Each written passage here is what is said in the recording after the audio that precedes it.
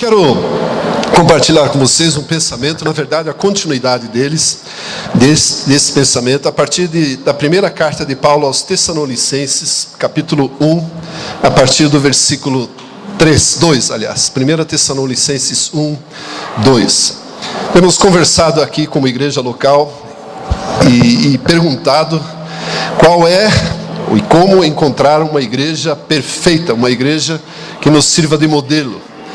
Se é que existe isso. Todos nós, a maioria de nós aqui, provavelmente, passou por uma experiência, ou passa por uma experiência não tão agradável nas igrejas, nas parcelas do corpo de Cristo que temos frequentado até então. E Deus está nos movendo para levantarmos esse trabalho. A obra é totalmente dele, pode nos revistar, não temos culpa nenhuma, não tem o que fazer, é Ele quem está promovendo esse avivamento. E, de certa forma, lendo esse texto, eu comecei a pensar e refletir de que existe uma igreja perfeita sim, uma igreja que serve como modelo. E se nós seguirmos os passos desta igreja, certamente nós alcançaremos o mesmo êxito que aquela igreja alcançou. Olha o que Paulo escreve aos Tessalonicenses, versículo 2, capítulo 1. Damos sempre graças a Deus por todos vós, mencionando em nossas orações e sem cessar, recordando-nos diante do nosso Deus e Pai, da operosidade ou das obras da vossa fé, da abnegação do vosso amor e da firmeza da vossa esperança em nosso Senhor Jesus Cristo. Reconhecendo, irmãos amados, a vossa eleição, porque o nosso evangelho não chegou até vós somente em palavra, mas sobretudo em poder do Espírito, e em plena convicção, assim como sabeis ter sido nosso procedimento entre vós e por amor de vós. Com efeito vos tornastes imitadores nossos e do Senhor, tendo recebido a palavra, posto que em meio a muita tribulação e alegria no Espírito Santo, de sorte que vos tornastes modelo para todos os crentes na Macedônia e na Acaia. Vos tornastes modelo, porque de vós repercutiu a palavra do Senhor, não só na Macedônia e Acaia, mas também por toda parte se divulgou da vossa fé, para com Deus, a tal ponto de não termos necessidade de acrescentar coisa alguma, pois eles mesmos, no tocante a nós, proclamam que repercussão teve o nosso ingresso no vosso meio, e como, deixando os ídolos, vos convertestes a Deus, para servistes o Deus vivo e verdadeiro, e para aguardardes dos céus o seu Filho, a quem Ele ressuscitou dentre os mortos, Jesus, que nos livra da ira vindoura. Até aqui o texto. Percebemos pela carta de Paulo que esta igreja se tornou um modelo, uma referência para uma determinada região. E a palavra modelo ali, ela é muito forte, é como se fosse, ou é uma marca deixada por uma ferramenta, por um instrumento. Por exemplo, os cravos com os quais Jesus Cristo foi preso na cruz, deixaram uma marca, um tupos, nos braços, nos punhos ou na mão do Senhor Jesus Cristo. E é sobre isso que Paulo está falando. Eu quero vos deixar, ou vocês estão sendo uma igreja tal, que marca, através do seu comportamento, das suas ações, toda uma região. E o espantoso é que Paulo esteve em Tessalônica, segundo o livro de Atos, durante 3 sábados. Durante 3 sábados ele então pregou lá. Podemos estimar a sua permanência lá então em 3 semanas, talvez quase 4, um mês. E isso foi suficiente para que esta igreja, através do seu comportamento, da vida de Deus nos crentes, se tornasse um modelo para uma região. E aí Paulo diz o seguinte: existem 3 fatores, 3 colunas que estabeleceram este modelo: a fé, o amor e a esperança.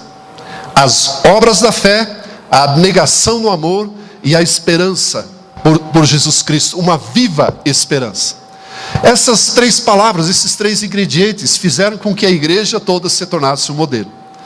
Há semanas atrás conversamos um pouco aqui sobre a fé e as obras da fé, que uma vez presentes em nossa vida poderiam igualmente nos tornar um modelo como igrejas e como pessoas. E hoje eu quero avançar um pouquinho mais e trazer alguns pensamentos que nos levam ou que acrescem a esse modelo de igreja que queremos construir. que queremos fazer, e com a permissão do nosso Senhor Jesus Cristo, com a permissão do Espírito Santo de Deus. Isso quer dizer que eu e você precisamos criar uma cultura, determinados hábitos. Eu ousei chamar isso de cultura ágape. Como que nós vamos nos comportar? Qual vai ser como vai ser o nosso jeitão? Se você entra na casa de uma família, convive na casa de uma família, você percebe que ali existe uma cultura.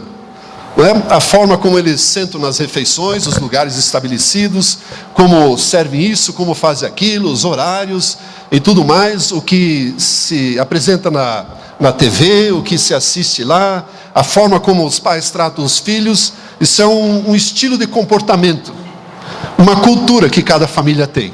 Nós somos parte da família de Deus e precisamos encontrar a nossa cultura, o nosso comportamento. Como que nós queremos ser? Como que nós queremos ser identificados e conhecidos pelas obras da nossa fé? Como que é expresso o amor de Deus e aí para as pessoas que nós estamos proclamando, divulgando, amar a Deus e amar as pessoas. Dias atrás, e aliás isso fomentou esse pensamento, alguém postou no Facebook a seguinte frase: igreja não é ir, igreja é ser. Isso me fez pensar que o fato de nós estarmos reunidos no culto aqui não nos torna igreja. Nós somos igreja. Nós fazemos parte do corpo de Cristo. Isso pode ser tão óbvio, mas nos leva, e eu quero nos levar a esta reflexão. Que tipo de igreja nós somos quando saímos daqui? Aqui é gostoso, a presença de Deus está aqui, somos tocados pelo Espírito Santo de Deus, somos comovidos pela música, a nos aproximarmos de Deus, a mensagem nos edifica, a comunhão nos fortalece. Mas ok, amanhã é segunda-feira e todo mundo vai para o trampo. E aí, como que é ser igreja então a partir de amanhã ou a partir daqui? Onde muitos encontrarão os seus familiares não crentes. Como então nos tornarmos, ou como sermos igreja? O que de fato vai influenciar o nosso comportamento? Enfim, algumas perguntas que eu fui me fazendo para pensar e falar a respeito disso. O texto lido nos mostra que por causa da fé, amor e esperança que aquela igreja vivia, ou que tinha como colunas, algumas coisas aconteceram. A palavra de Deus era proclamada, a fé divulgada, os ídolos foram abandonados, e se converteram a Deus e serviram ao Deus vivo, e especialmente permitiu que a vinda de Jesus Cristo, que a volta de Jesus Cristo fosse uma viva, marcante esperança para aquela igreja. E de repente estas colunas, esses valores precisam estar presentes em nós também. Eu e você somos convidados a proclamar, a divulgar, a repercutir a palavra de Deus. Todos nós temos um chamado, uma obrigação, uma responsabilidade de proclamarmos a palavra de Deus. O livro de Atos nos traz um texto muito interessante nos dias da igreja primitiva, que aliás tem sido o nosso modelo, e todos os dias no templo e em casa, e de casa em casa, não cessavam de ensinar e de pregar a Jesus, o Cristo. Não cessavam de fazer isso. A empolgação, o entusiasmo com a experiência que aqueles primeiros crentes em Jesus Cristo tiveram, fez com que a palavra de Deus se proclamasse, se multiplicasse rapidamente. Literalmente se multiplicasse. E aí, ao olharmos para o livro de Atos, nós encontramos a palavra vencendo um sistema religioso, porque Atos 6 diz que muitos dos sacerdotes se converteram. Sacerdotes naquela época eram fariseus, os saduceus, aqueles que eram a autoridade eclesiástica, a autoridade espiritual sobre o seu povo. E de repente eles se converteram ao cristianismo, de Pedro, Tiago, João, pescadores, Mateus, cobradores de impostos, ou seja, se converteram para se nivelarem, vamos chamar assim, por baixo, e se tornarem igualmente discípulos do Senhor Jesus Cristo. A palavra se multiplicou a ponto de autoridades como Herodes morrerem diante, ou sentados no seu trono, literalmente comido de verme, comido de bicho, porque ousou blasfemar contra Deus e se pôr no mesmo nível de Deus. Deus não divide a sua glória com ninguém e matou aquele governante. E o texto, no versículo seguinte, diz: e a palavra de Deus se multiplicava e crescia. Dias depois, em Éfeso, estão reunidos lá Paulo, e os seus discípulos e pessoas que pregavam a palavra de Deus, e todos os feiticeiros trouxeram então os seus livros mágicos e queimaram tudo. E no versículo seguinte diz lá, e a palavra de Deus crescia, se multiplicava, insistia em crescer. Isso quer dizer que a proclamação da palavra, ela domina o sistema religioso, domina os poderes deste mundo, domina o poder das trevas, para que Jesus Cristo seja sempre glorificado e honrado. A grande questão é, eu não sei pregar a palavra. Aí eu ouso parafrasear Francisco de Assis, um conhecido monge da antiguidade. Ele dizia: sempre pregue o evangelho, se necessário, use palavras. Isso quer dizer que a palavra, a nossa boca, não é necessariamente o único instrumento que eu e você temos de proclamar a palavra. Eu e você podemos, através do nosso comportamento, da nossa cultura, estar proclamando a palavra. Ao fazermos negócios, ao conversarmos com pessoas, ao não compartilharmos de determinados pensamentos, as piadas sujas, as conversas, o isso e aquilo. Ou seja, desta forma, através do nosso comportamento, nós estaremos igualmente proclamando a palavra e divulgando a nossa fé, para que as pessoas comecem a perguntar: o que será que tem de diferente nessa pessoa? Paulo exorta Timóteo nas suas 2 cartas a não ter uma fé fingida. Aí eu fico pensando, como que uma pessoa finge fé? Como que faz isso? E a palavra talvez melhor é uma fé sem hipocrisia, sem falsidade. Ou seja, agir naturalmente, sem hipocrisia, sem teatralizar a sua fé, mas viver com a convicção daquilo que a palavra de Deus promoveu na sua vida, para que outras pessoas vejam o resultado disso na sua vida. Ou seja, é mais ou menos não ter um comportamento diferente daquele que temos aqui e na segunda-feira nas nossas atividades. Como somos aqui, somos lá também. A melhor maneira de proclamarmos a palavra de Deus, sem fingimentos, sem hipocrisia. Então, desta forma, eu creio que a fé, o amor e a esperança serão divulgados. O segundo aspecto, o segundo resultado dessas 3 colunas na vida da igreja, foi que a igreja em Tessalônica abandonou os ídolos.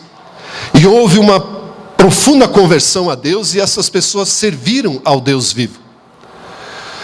E aqui eu não quero me intrometer na mensagem do Gabriel sobre o amor. Ele, semana passada, ministrou sobre o intenso amor, uma mensagem bem pastoral, uma pensa numa mensagem pastoral. E eu quero trazer uma outra ênfase, e eu sugiro que você reescute ou reveja novamente. Agora, é muito interessante, um pensamento que Deus me colocou, é que se nós queremos amar a Deus e as pessoas, queremos amar a Deus e as pessoas, queremos, igreja? Amar a Deus e amar as pessoas. Isso implica que eu e você não podemos ter nenhum outro Senhor em nossas vidas. Nenhum outro Senhor. Esta igreja não pertence a fulano ou a cicrano. Pertence a Jesus Cristo. Ele é o nosso cabeça. Jesus Cristo é Senhor da Agape Church. Jesus Cristo é Senhor da Agape Church. Jesus Cristo é Senhor da igreja sobre a face da terra. Ele é o cabeça. Ele é o nosso Senhor. É o nosso Rei. O nosso sumo sacerdote. Então Deus simplesmente não admite que tenhamos outros senhores, outros ídolos. Aí você vai pensar: não, mas eu já deixei os meus ídolos para trás, eu já renunciei a tudo isso, já fiz libertação, já fiz isso e aquilo, mas de repente alguma influência eu e você ainda sofremos. Nós ainda somos alvos de uma cultura que está aí, e queremos mudar essa cultura, tirá-la e substituí-la pela cultura ágape, pela cultura do amor a Deus. Em determinado momento, isso está relatado em Marcos capítulo 12, um grupo de fariseus, ou de escribas, se aproximou de Jesus Cristo. Olha o que diz o texto, Marcos 12, 28 em diante. Diz o seguinte: um dos escribas, tendo ouvido a discussão entre eles, vendo como Jesus lhes houvera respondido bem, perguntou-lhe: qual é o principal de todos os mandamentos? Isso aqui parece piada. Os escribas eram quem ensinavam a lei a todo o povo, aos judeus. Como que eles não sabiam qual era o principal mandamento? O primeiro mandamento. Então eu creio que era uma armadilha, uma casca de banana para o Senhor Jesus Cristo. E ele respondeu. E normalmente nós também achamos que o primeiro mandamento é amar a Deus sobre todas as coisas, não é? Não é. Se você fizer um teste, eu não quero ousar fazê-lo aqui, um teste, qual é o primeiro mandamento que Deus deu? Ame a Deus com toda a tua força, entendimento, força e coração. E eu posso te dizer que não é esse o primeiro mandamento. Esse não está nos 10 mandamentos que Deus deu. Olha o que o Senhor Jesus diz. Olha o que ele respondeu. Respondeu Jesus, o principal é: ouve, ó Israel, o Senhor nosso Deus é o único Senhor. E se você olhar a lista dos 10 mandamentos, você vai encontrar o seguinte texto em Êxodo 19 e em Deuteronômio 5. Eu sou o Deus que te tirou do Egito. Não terás outros deuses diante de mim. Esse é o primeiro mandamento. O principal mandamento. Não terá outros deuses diante de mim. Jesus cita Deuteronômio capítulo 6, que é posterior aos 10 mandamentos. E diz: ouve, ó Israel, o Senhor teu Deus é o único Senhor. Nós podemos parafrasear da seguinte forma: ouve, ó igreja do Senhor Jesus Cristo, o Senhor Jesus é o único Senhor. Nós não podemos admitir ter outros senhores. E aí Jesus continua: amarás, pois. O pois, então, está conectado à primeira frase. Não terás outros deuses, ou ouve, ó Israel, ouve, ó igreja, o Senhor Jesus é o único Senhor. Por isso, pois, amarás então o Senhor teu Deus com toda a tua força, entendimento, coração e alma. Então, o principal mandamento é não ter outros deuses. Aí você vai dizer: eu não tenho outros deuses. Será? O que será que influencia o nosso comportamento no dia a dia? Deixa eu contar uma pequena história. Fui com minha mãe, ela já tem 78 anos de idade, dificuldade para dirigir e tal. Fui com ela no médico à tarde, esses dias aí. E estava lá um consultório com pessoas idosas como ela, todas elas, fixos para uma TV, para uma televisão. Assistindo, você já sabe o quê? Porque em todos os lugares, desde barbearia, mercearia, supermercado, consultório médico, todos os canais, ou todas as TVs estão ligados num mesmo canal, e num único canal. E a fixação daquelas pessoas, daqueles pacientes, era tanta, que a enfermeira veio chamar um paciente para ser atendido, ele não ouviu, porque ele estava assistindo a novela. Das 4 da tarde, você há de concordar comigo, que de repente as atividades mais noturnas, pega o litoral, por exemplo, só começam depois da novela. Alguns encontros são marcados para depois da novela. Ou seja, isso está tão enraizado na cultura brasileira, a ponto de influenciar o nosso comportamento, de marcarmos compromissos para antes ou depois da novela das 7, das 9, ou seja lá o quê. É ou não é verdade? Alguém concorda com isso? Diga sim. Ou seja, essa cultura influencia o nosso comportamento. Essa cultura influencia as nossas decisões. Isso quer dizer que nós temos um valor aí que está presente em nossas vidas. Aí você vai dizer: eu não assisto novela. Olha, eu fiz uma pequena conta aí. Segundo, se os índices de audiência estiverem corretos, não é possível que crente não assista novela. Pelo percentual de crentes que nós temos na população brasileira. Não fecha. Então tem crente assistindo novela. E tem. E gosta. E sabe mais dos personagens da novela do que da Bíblia. Não é? Isso quer dizer que nós temos um valor que influencia as nossas decisões. É um Deus. Você não se prostra diante dele, mas é influenciado diretamente por ele. Eu não estou falando que isso é geral e nem do povo daqui. Permitam-me fazer essa brincadeira para nos levar a uma reflexão. No Antigo Testamento eram deuses e imagens que estavam lá, que tinham uma figura mesmo. E hoje é mais sutil. Os deuses de hoje em dia são aqueles que influenciam o nosso comportamento.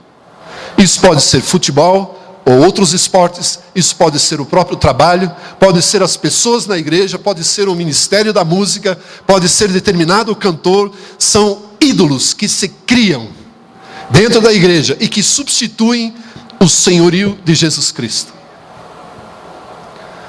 Deus diz claramente, queridos, e Jesus enfatizou isso no Novo Testamento: não terás outros deuses diante de mim. Nós não podemos ter nenhuma outra influência em nossas vidas a não ser o próprio Senhor Jesus Cristo e a sua palavra. Salmo 1 diz: bem-aventurado aquele que não anda no caminho dos pecadores, no conselho dos ímpios, e não se senta na roda dos escarnecedores. Antes tem o seu prazer na lei do Senhor, e nela medita de dia e de noite, e todos os seus caminhos serão prósperos. Dá uma olhada por aí o que se conversa. Você vai encontrar roda de escarnecedores, caminho de pecadores e conselho dos ímpios, em todas as atividades que existem por aí.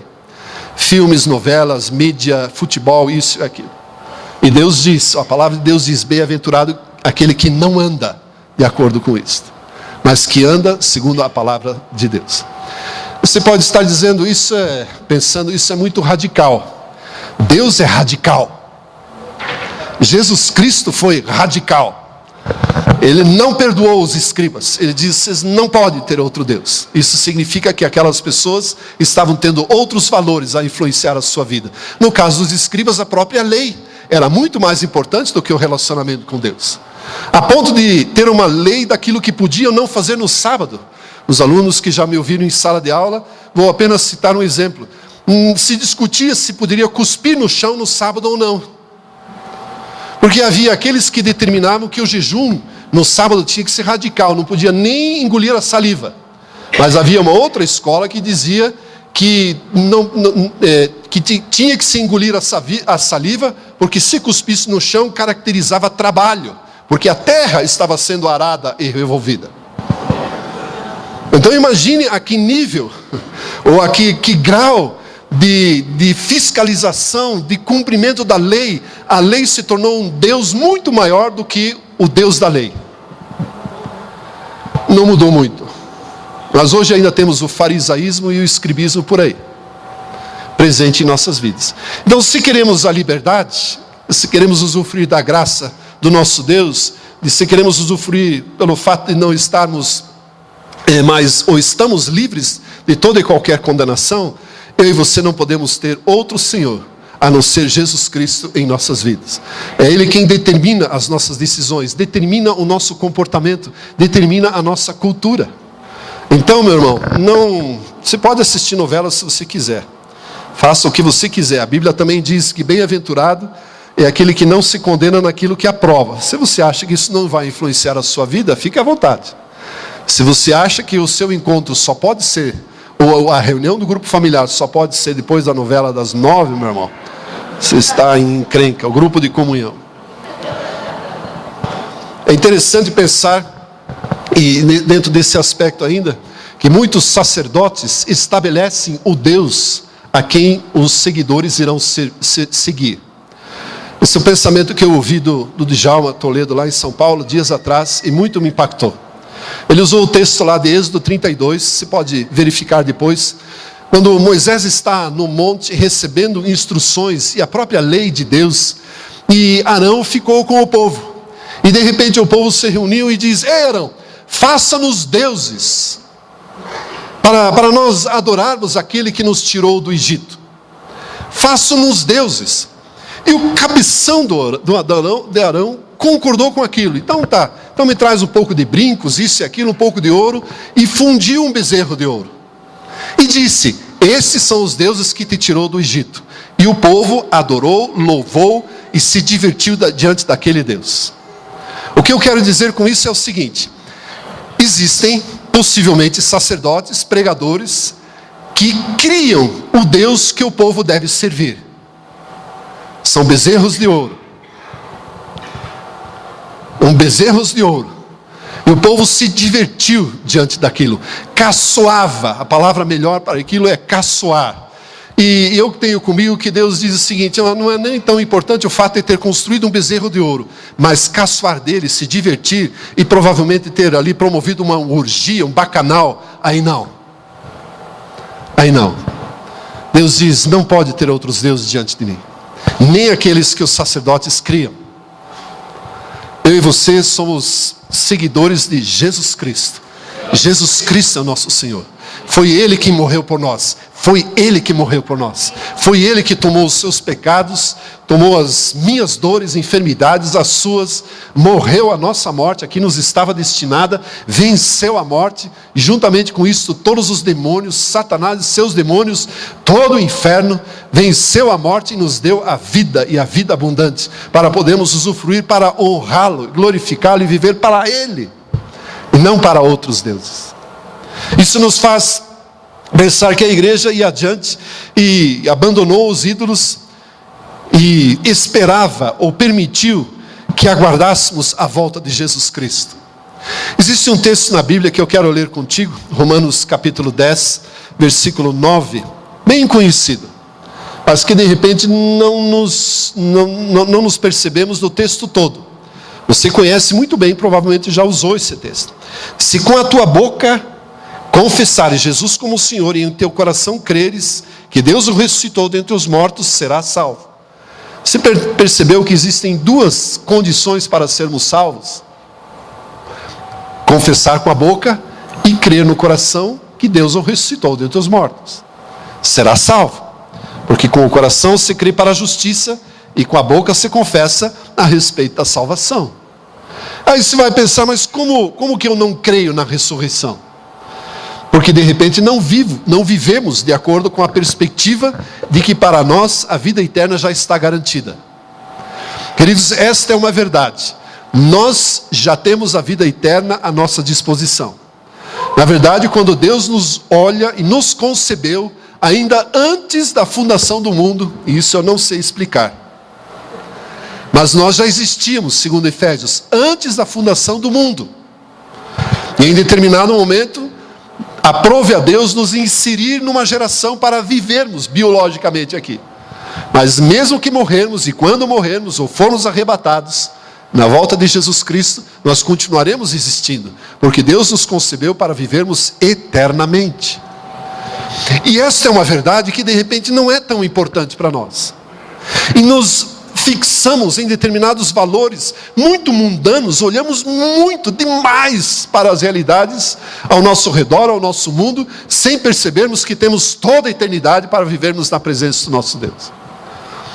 Estresse, depressão e outras doenças semelhantes são causadas por preocupações do dia a dia. Ninguém fica estressado aguardando a vida eterna. Fica?